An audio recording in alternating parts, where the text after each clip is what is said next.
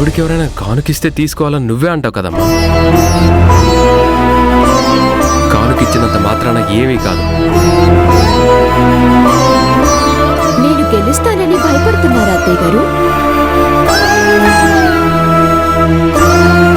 అత్తయ్య గారు, నేను గెలిచినా ఓడినా ఫైనల్ గా గెలుపు మీదే.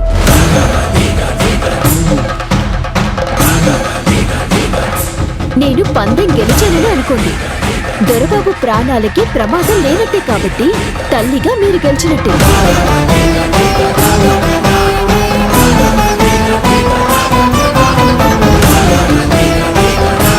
ఇది జరగదు. కానీ ఒకవేళ నేను ఓడితే మీకు దూరంగా వెళ్తానన్నాను కాబట్టి అత్తగా మీరు గెలిచినట్టే.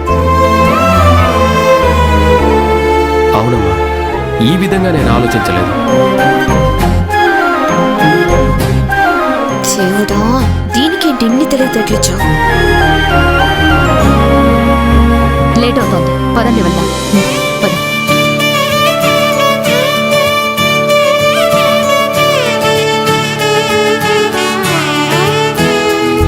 అయ్యో అత్తయ్య గారు, అయ్యో, ఆచారాన్ని, సంప్రదాయాన్ని, శాస్త్రాన్ని ఎంతో నమ్మి మీరు ఇప్పుడు గుడికి వెళ్ళి నేను ఓడిపోవాలని మొక్కుకుంటారు.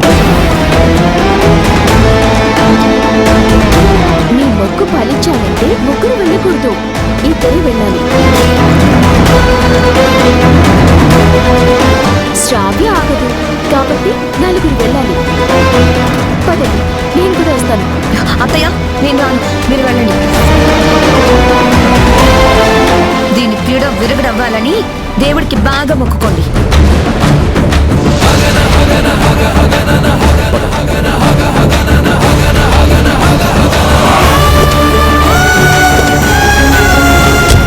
చూసావా శ్రావ్య, నా భర్తని వలలో వేసుకుందామని నువ్వు ఎంతో ప్రయత్నం చేశావు. నేను పడనివ్వలేదు. రేపు పందెంలో కూడా నేనే గెలుస్తాను.